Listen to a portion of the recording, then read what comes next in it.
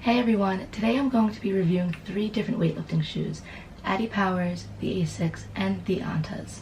So I currently own all 3 right now, but I only use one, the newest one that I own, which is the Antas.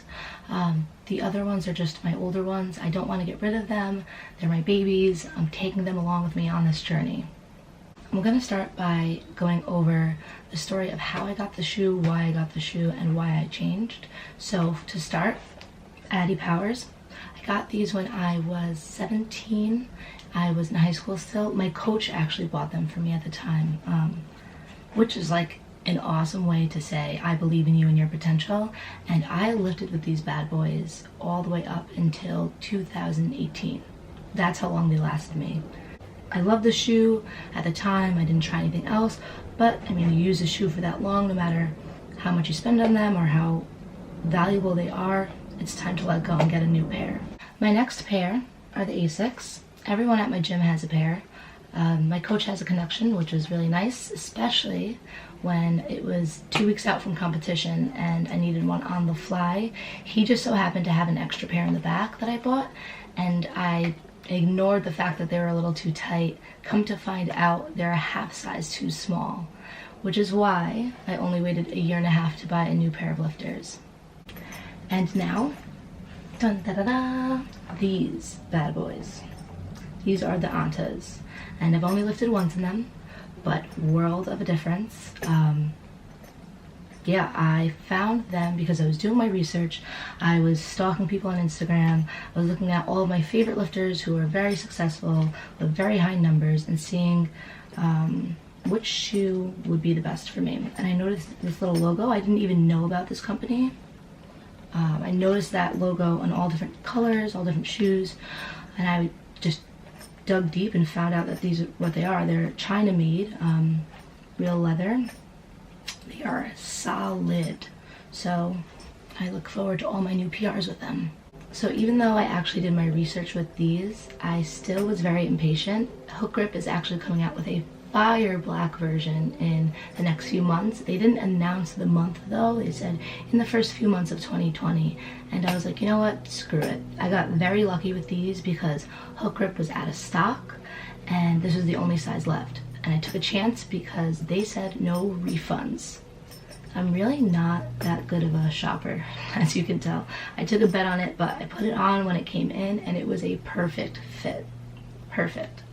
Okay, so even though I only lifted in these once, I want to explain why I switched besides the size point, besides this being a half size too small for me, just the differences that I see in this.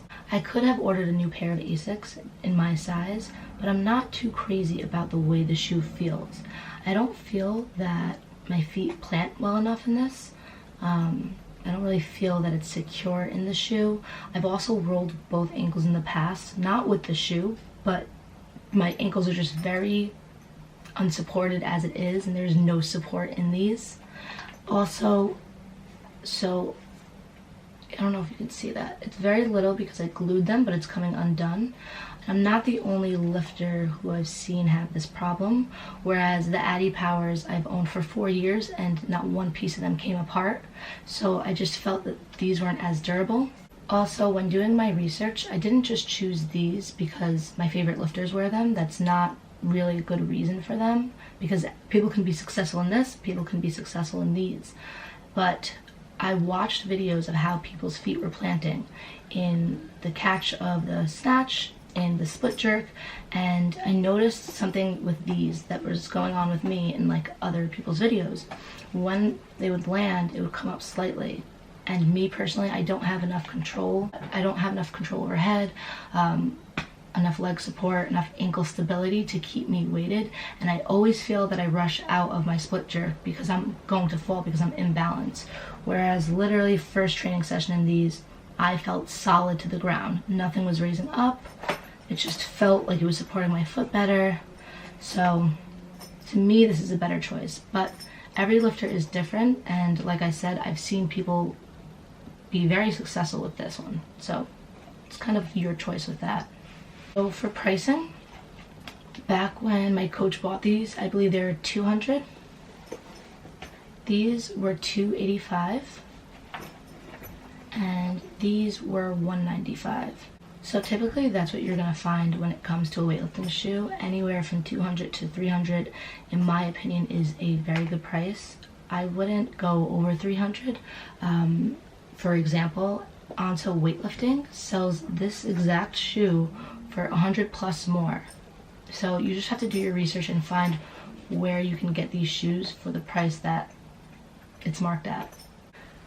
As far as size goes, in these shoes, these are an 8 in women, and I sit 8.5 in women regularly in regular shoes. These shoes are a 24.5, which I did not get.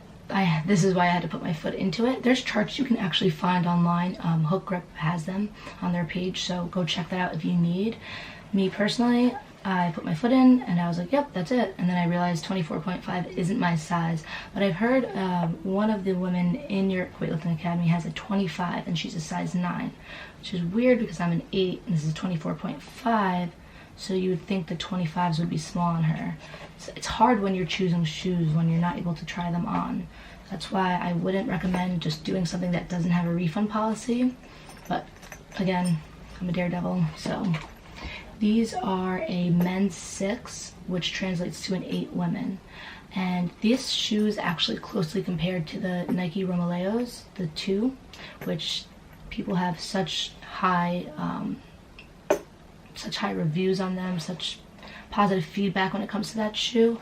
If you own a pair of those, then you can compare the size and the size of that one to this one if you're looking to buy these. Someone actually messaged me who's owned both the Nike Romaleos and these, and said because this is leather, over time this forms to your foot, whereas the Nikes didn't. And I don't know too much about the Nikes other than that.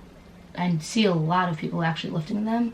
Me personally, Nike hasn't been a brand that I always liked.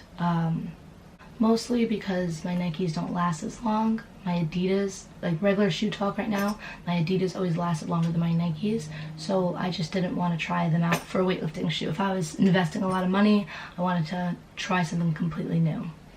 At the end of the day, not everyone is going to have the same opinion on weightlifting shoes. What might work for you might not work for me, and vice versa. Don't take my opinion as textbook. This is just strictly my opinion and my experience. Like I said, I've only had one lifting session with these so far, so it's kind of hard to judge, but these are my favorites so far. First day. No, that's contradicting. I hope this helped in some way. I hope you guys find what shoe you're looking for. I hope it's the right match, right fit, and you get a refund if you need it. Bye, guys.